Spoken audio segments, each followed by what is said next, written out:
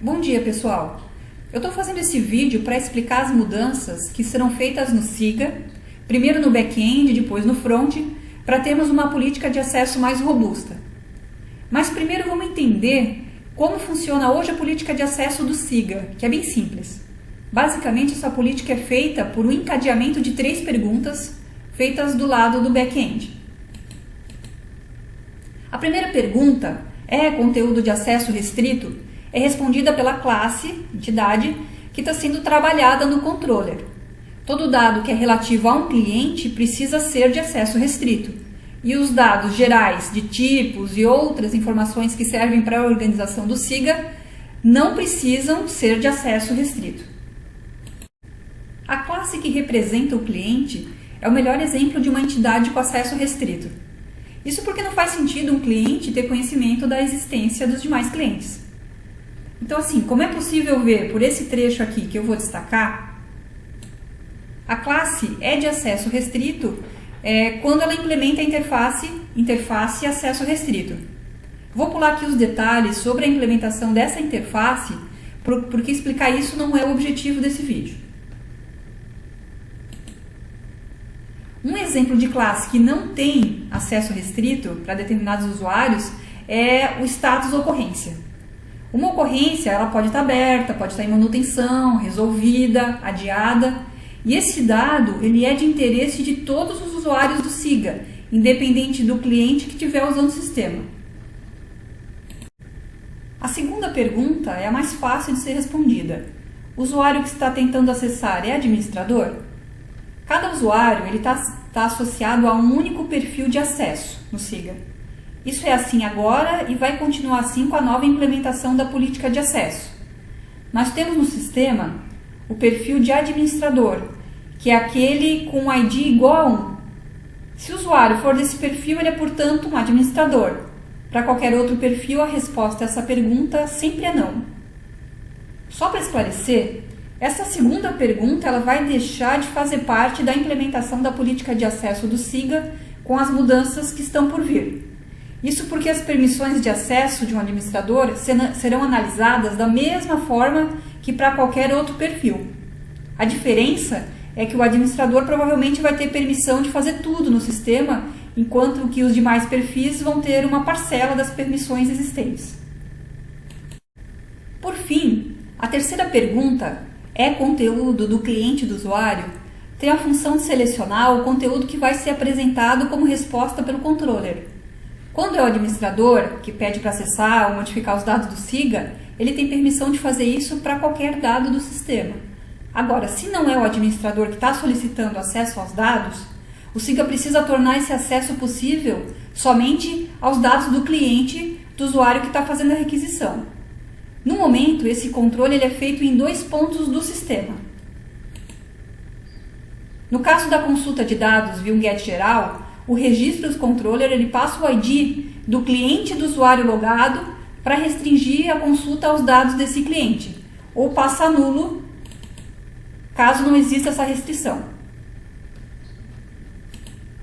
No caso das demais operações do controller, leitura de um único registro, criação, atualização e remoção de um objeto, é a classe desse objeto que sabe responder se ele pode ou não ser acessado pelo usuário logado.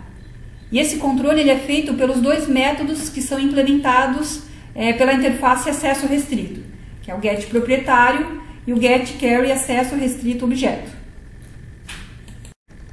Muito bem, explicada a política de acesso atual, agora vamos entender o que muda. Isso é o que a gente tem agora. E assim é como é que vai ficar.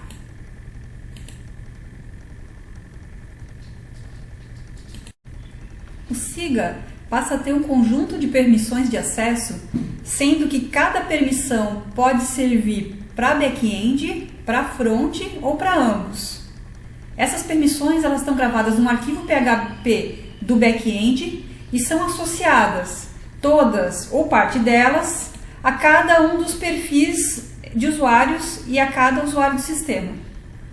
Mas é claro, o que conta são as permissões do usuário, que são obtidas pelo front-end quando o usuário faz o login.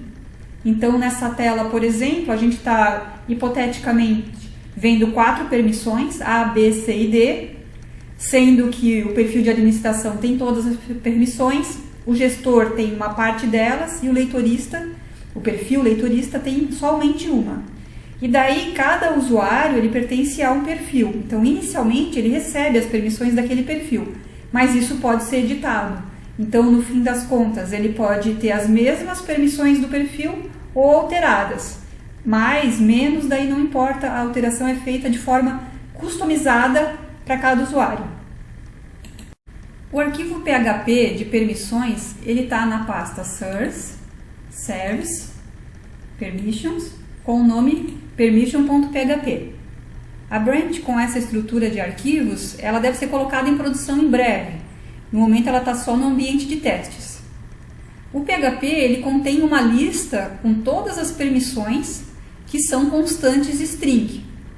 Além disso, essas permissões elas estão organizadas em grupos, o que facilita a associação delas com os perfis de acesso e com os usuários.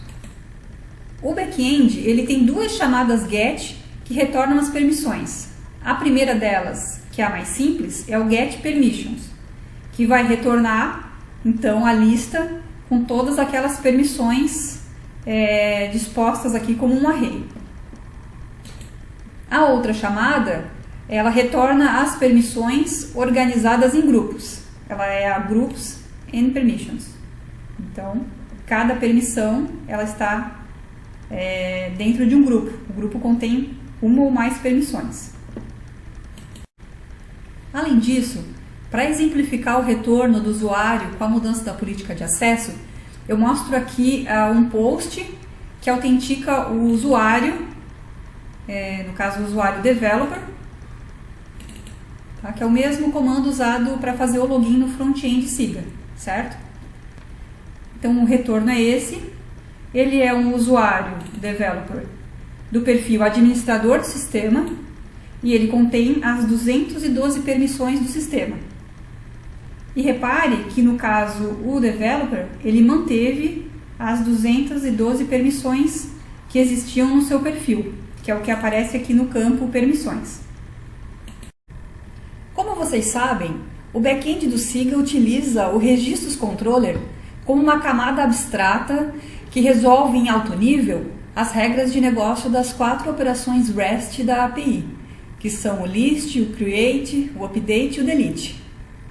Isso porque todos os controllers que implementam os endpoints da API Siga, eles devem ser especializados a partir do Registros Controller e não diretamente do controller do Symfony. Cabe aqui um aviso que em breve o Registro Controller ele vai ganhar uma nova versão chamada de Entity Controller, que é um nome traduzido de forma não muito literal a partir de Registro Controller. Pois bem, independente disso, o que temos hoje é que a implementação da política de acesso ela é uma das atribuições do Registro Controller. É hoje assim e continuará sendo com a nova política de acesso do Siga.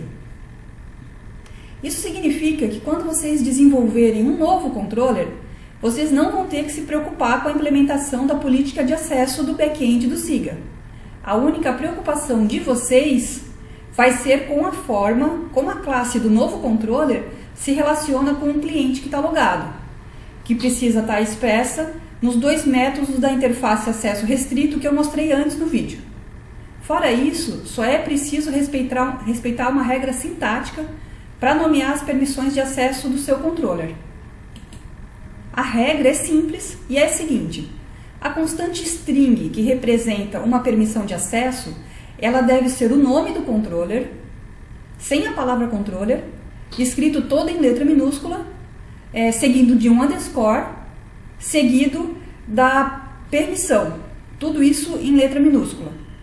As permissões, elas são read para get ID, write para post e update e delete para remoção de objeto. Se o seu controller não tiver as permissões de acesso presentes no arquivo permission.php, elas nunca serão associadas a um usuário. E se nenhum usuário tiver tais permissões, nenhum usuário, incluindo o administrador do sistema, terá permissão de rodar as chamadas REST do seu controller. Portanto, a partir do momento que essa nova política de acesso estiver em funcionamento, é importantíssimo manter atualizado o arquivo permission.php que existe na pasta source, service e permissions. Porém, isso não é suficiente. É preciso ainda incluir as permissões do seu controller nos registros de perfis de usuário e dos usuários que irão ter a permissão de acesso a ele.